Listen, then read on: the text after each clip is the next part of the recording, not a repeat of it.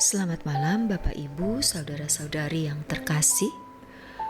Sebelum tidur malam ini, saya Ibet Bingarsih akan berbagi renungan dari Pendeta Dr. Erastus Sabdono yang untuk kali ini berjudul Keberanian Memilih.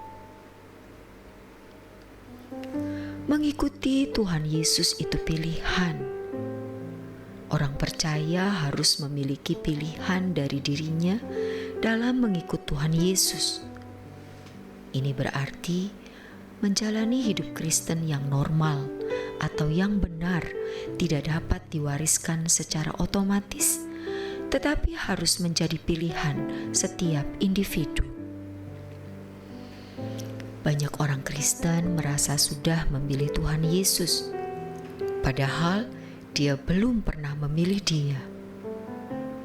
Mereka menjadi Kristen karena orang tua atau pasangan hidup. Sejatinya, orang-orang seperti ini belum pernah memilih Yesus. Imannya pasti bukan iman yang benar, sebab iman itu artinya penurutan terhadap kehendak Allah. Orang-orang Kristen yang menjadi Kristen sejak lahir sangat berpotensi menjadi orang yang hanya beragama Kristen tanpa pernah menetapkan pilihan.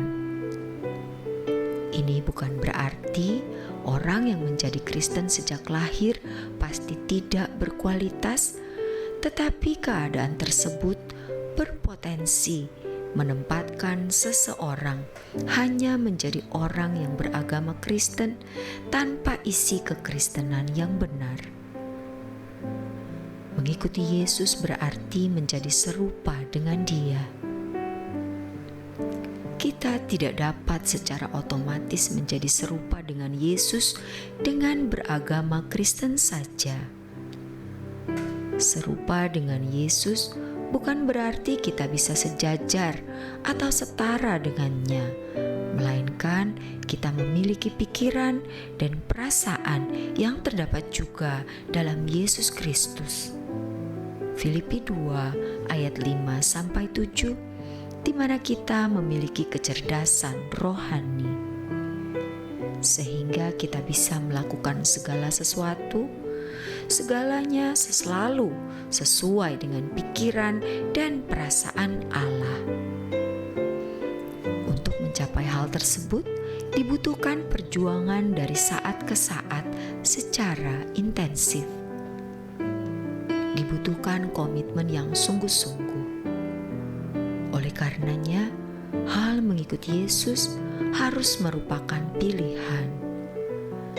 Kalau orang merasa sudah mengikuti Yesus dengan beragama Kristen dan hanya pergi ke gereja, pasti ia tidak memiliki perjuangan untuk menjadi serupa dengan Yesus.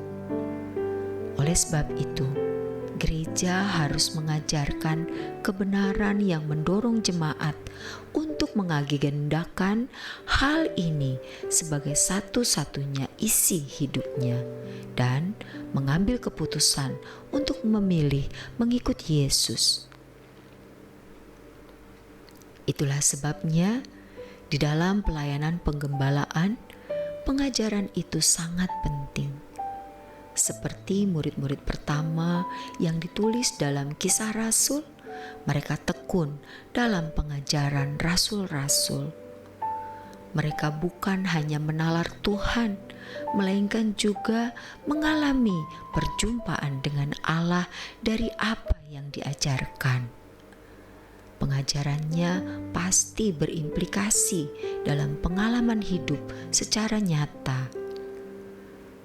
Setiap hari kita harus memilih, apakah hanyut oleh berbagai kesibukan tanpa memperdulikan Tuhan, atau kita masih menyediakan waktu mendengarkan khotbah, belajar Alkitab, membaca buku rohani, dan meditasi.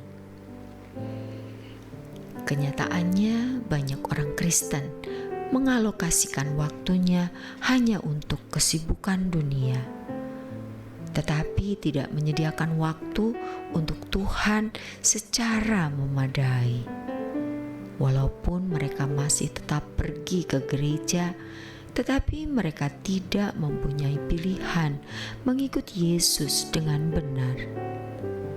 Mereka beragama Kristen tanpa memiliki kekristenan.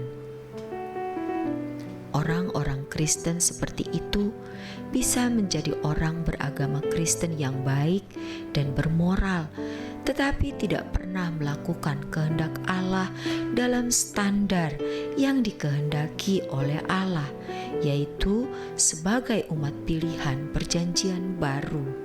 Bahkan ada juga orang-orang Kristen yang moralnya lebih buruk dari orang non-Kristen. Jadi, kalau seseorang menjadi orang yang beragama Kristen sejak lahir, merasa sudah memiliki kekristenan, ia harus menyadari keadaan yang membahayakan ini dan bersedia untuk bertobat. Kita harus sungguh-sungguh memilih. Kalau tidak, kita pasti akan ditolak oleh Tuhan nanti.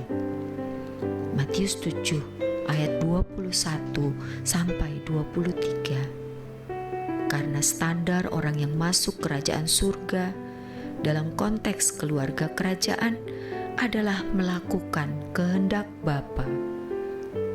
Setelah kita mengambil keputusan atau memilih mengikut Yesus, kita harus belajar kebenaran firman Tuhan, memiliki kepekaan, mengerti kehendak Allah, dan melakukannya.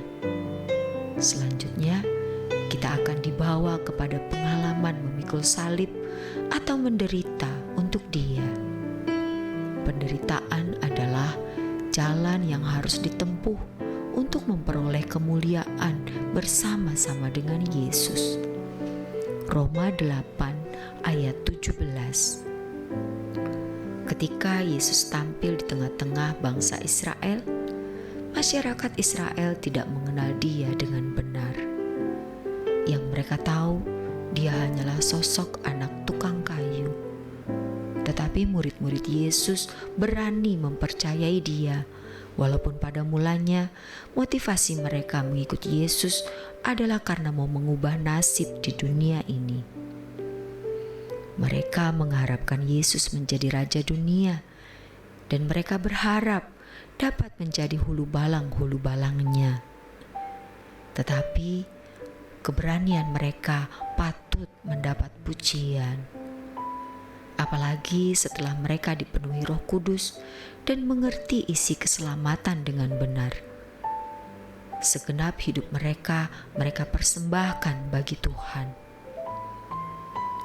Jemaat mula-mula rela kehilangan segala sesuatu demi kerajaan Tuhan Yesus yang akan datang.